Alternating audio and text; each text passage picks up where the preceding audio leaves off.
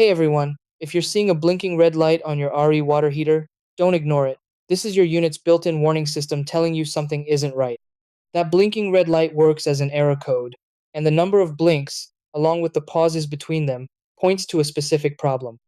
Different RE models use slightly different codes, so your owner's manual is essential for exact definitions. Some of the most common codes include code 00, which signals a power interruption, code 11 for ignition failure, and code 12 for flame failure during operation. Newer RE models make this easier by showing the error directly on a digital display instead of using blink patterns. To troubleshoot, start with a power cycle. Turn the unit off completely, wait at least 10 seconds, then turn it back on.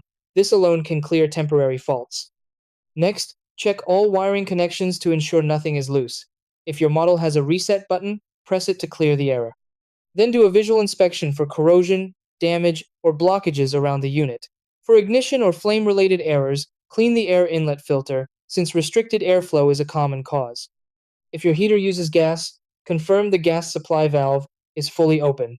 If the red light keeps blinking after these steps, stop troubleshooting and call a qualified technician. And remember, if you ever smell gas, leave immediately and contact emergency services.